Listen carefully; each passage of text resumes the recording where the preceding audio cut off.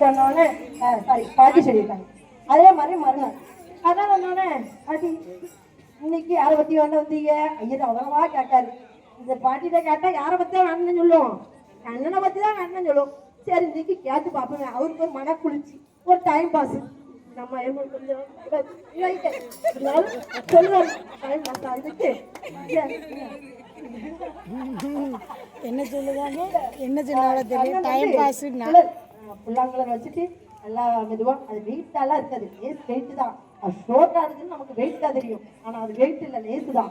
இருந்தாலும் பாட்டி எடுத்து கையை வச்சுக்கிட்டே வாயில கண்ணை ஊதிக்கிட்டே இருக்கானே, கையும் வாயும் வலிக்காதா அப்படின்னு நினைச்சு அதை பத்தியும் ஃபீல் பண்ணி நினைச்சு கண்ணை பத்தியே நினைச்சுக்கிட்டே நினைச்சோன்னா ஐயரு சரி பாட்டி வீட்டுக்கு போயிட்டாங்க.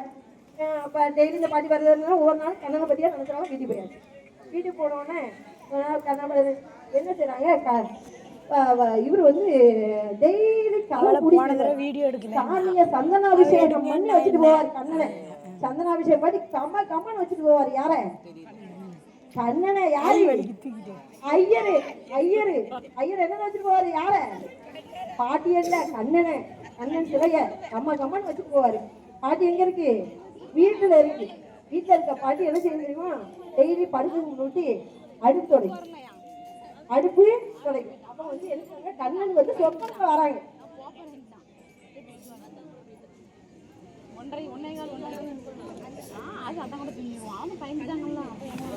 வந்து எப்படின்னா காத்துல வந்து டெய்லி சாணம் ஓட்டிடு.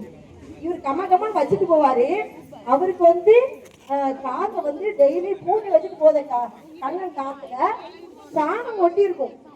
நம்ம கம்மன் வச்சுட்டு போறோம். நைட் வந்து சாணம் எப்படி வந்து கண்ணன் காத்துல ஒட்டிட்டு இருக்கு அப்படின்னு சொல்லி நினைச்சேன். அதுக்கப்புறம் இதை குழம்பிக்கிட்டே இருப்பாரு. சின்ன குழப்பம் தான், நம்மளும் குழம்புவோங்களா?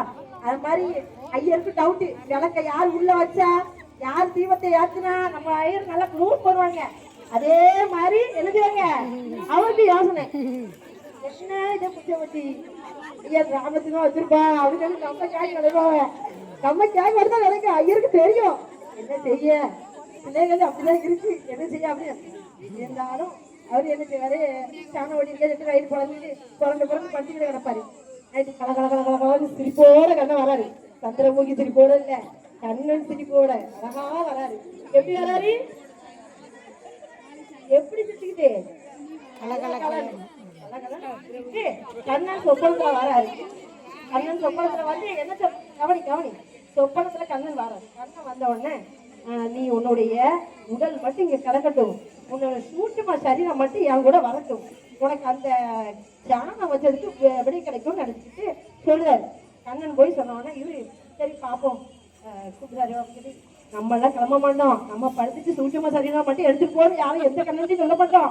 அவரு சொல்லியிருக்காரு ஐயரு. தெரிஞ்சுட்டு சூட்சும சரீரம் மட்டும் கண்ணனோட போகும். சூட்சும சரீரம் அது மட்டும் யாரோட போறாங்க? கண்ணனோட போகுது.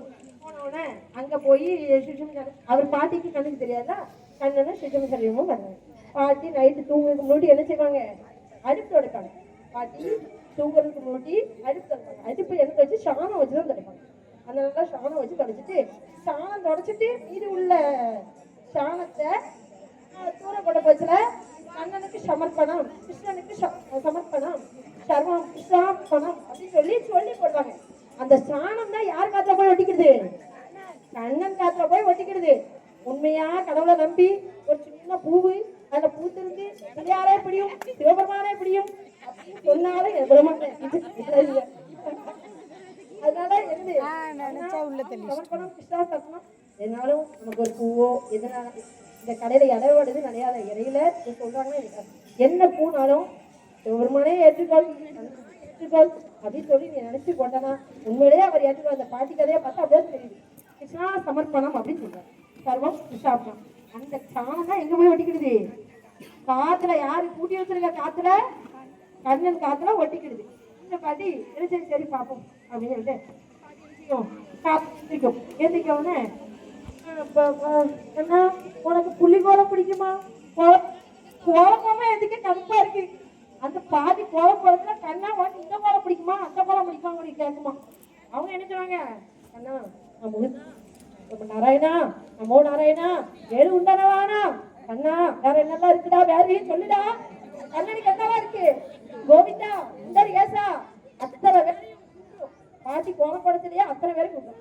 இனிமேல் நம்ம கோலம் போடத்துல அவங்க நினைப்பாங்க சும்மாவே சாமி ஆட்டம் ஆடுவீங்க, இவ வேற சொல்லி சொல்லி கொடுக்காத. கோலத்தை போடத்துல என்ன செய்யணும்? அண்ணா, கோவிந்தா, முருகா, கந்தா, வேலா, நமக்கு பிடிச்ச சாமி எல்லாம் கூட்டணும். கூட்டத்துக்கு வருவேன். அதனால கோலம் போடத்துல டக்குனு ராமச்சூரி யாவும் வந்துடும். கண்டிப்பா கோலம் போடத்துல யாவும் வருவோம். நாளைக்கு கோலம் போடத்துல நாளைக்கு காலையில நம்ம தூணி எந்திக்க மாட்டோம். கோலம் போடுறது கிடையாது. நாளைக்கு போடத்துல ராமலட்சுமி வச்சுட்டு சிவபெருமானேன்னு கூப்பிட்டு நல்லா கூப்பிட்டுருக்கேன். சரிங்களா? ஆனா வீட்டுக்காருக்கு தெரியாம கூப்பிடுங்க. சும்மாவே கோயில் கோயில் விதிட்டு அலையுதான். இவ வேற காலையிலேயே கோலம் போடத்திலேயே ஆரம்பிக்காரன்னு நினைப்பாங்க. அதனால சொல்லிடாதீங்க. தெரியாம மனசுக்குள்ள பூட்டி வச்சு சொல்லுங்க. அதனால ஒண்ணும் பிரச்சனை இல்லை. அடுத்த கண்ண கதைக்கு வருவோம். அதுக்கப்புறம் வீட்டுக்கார கதையை பார்ப்போம். கண்ணனுக்கு சம்பளம் பண்ணிட்டோம்னாலே வந்துடுச்சு. முடிஞ்சது. எதில் விட்டேன்டா? கோலம் போடும் போது சொல்லிக்கிட்டு என்ன செஞ்சாலும் பெட்ஷீட்டை மடிக்கும். அண்ணா ரொம்ப குளிர்ந்துச்சே, பெட்ஷீட் வச்சு உனக்கு போத்தி குளிர தூங்குனியா? நம்ம எந்த நாதிகாட்டி கேட்குமா?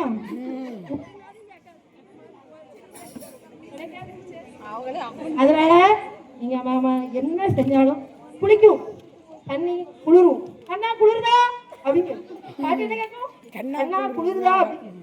அதனால நம்ம உண்மையாவே நினைச்சு எல்லாமே செய்யணும். தீர்த்தம் ஊத்துச்சுல கூட அப்படி நினைச்சு. இந்த பாட்டி கதையா பார்த்தா உண்மையிலே எனக்கு ஏற்ற கதையா அந்த மாதிரி இருந்தது. தீர்த்து வேற ஏற்றி விட்டுட்டாங்கன்னு நினைக்க எனக்கு பாதி சாமி எனக்கு முழு சாமி செஞ்சுட்டு அந்த பாட்டியை விடுக்கணும். சரி, அதே மாதிரி சூட்சம சக்கரத்தை கொண்டு கண்ணன் கொண்டு போய் அவர் உடல்ல சேர்த்துவார். சரி, இன்னைக்கு பாட்டி வருவாங்க. எங்க வருவாங்க? கோயிலுக்கு வருவாங்க அப்படின்னு சொல்லிட்டு ஐயர் போறாரு. நிறைய திறக்காரு. காத்துல யாரு இருக்கா? சாணி இருக்கு. அந்த சாணியை எடுத்து பொட்டலை கட்டிக்கிட்டாரு. நம்ம சாமி மாதிரிலாம் சுட்ட மாதிரிலாம் பொட்டலை கட்டுவாங்க. அந்த சாமி விவரமா இருந்திருக்காரு. நல்லா சாணத்தை உள்ள வச்சு பேக் பண்ணி கட்டிக்கிட்டாரு. இன்னைக்கு பாட்டி வந்தோடனே விவாதத்தை கேட்கணும்னு நினைச்சிட்டு இருக்காரு. ஆனால் பாட்டி வரவே இல்லை. சாயங்காலம் வரைக்கும் வரவே இல்லை. பாட்டி வரக்கிழமை சொல்லி நிறைய சத்தம் பண்ண இல்லாம சாத்திட்டாரு. சதிரி வீட்டுக்கு போய் பாட்டி வரலையே போல மறுபடியும் மறுபடியும் கனவுல வருது. யாரு? கண்ணன். உண்மையா நினைச்சா ஒயாம வருவாரு. அறகுறையா நினைச்சா வரமாட்டாரு. அதான் உண்மையா நினைங்க. அதனால உண்மையா நினைச்சா கண்ணன் சாமி வருவாரு, சிவபெருமான் வருவார்.